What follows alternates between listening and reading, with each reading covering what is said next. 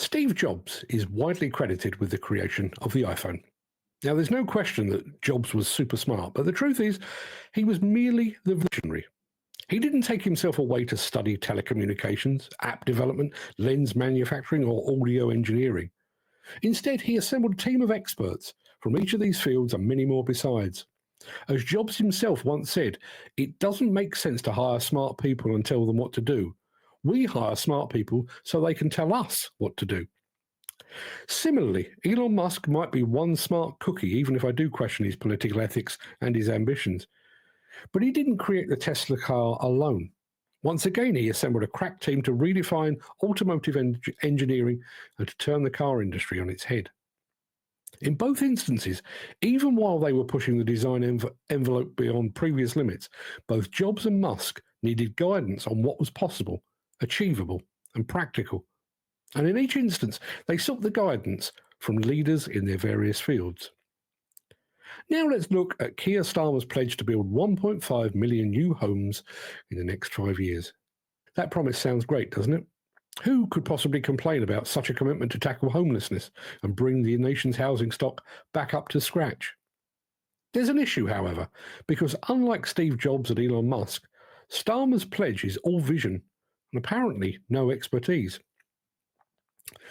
In a letter to the editor of the Independent newspaper, a man called Kelley summed up the feelings of those in the construction trenches.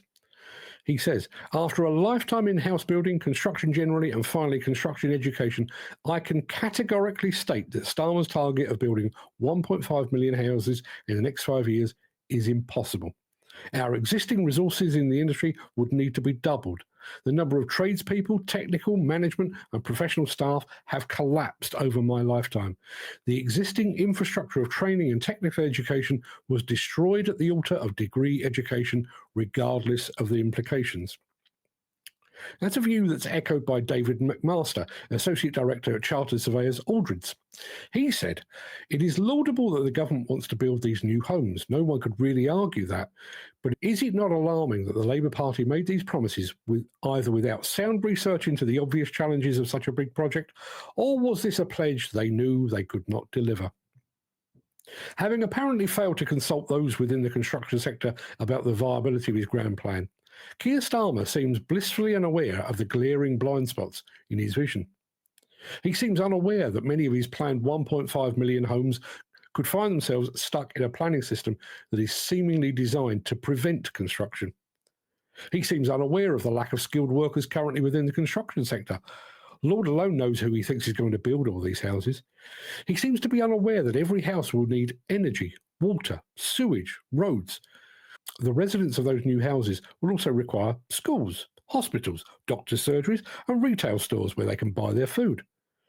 And perhaps most telling of all, he seems to be totally unaware of the house building sector's track record.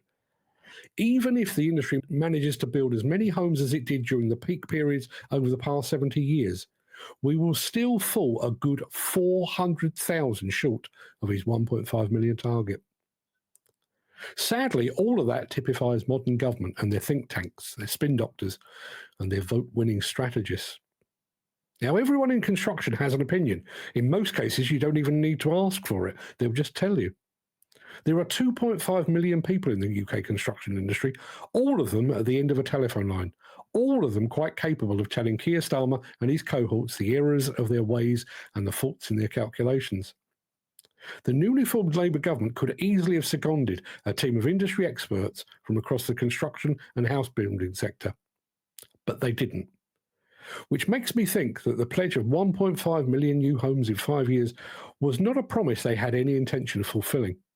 It was merely a pre-election lever to make sure that Keir Starmer moved into number 10 Downing Street.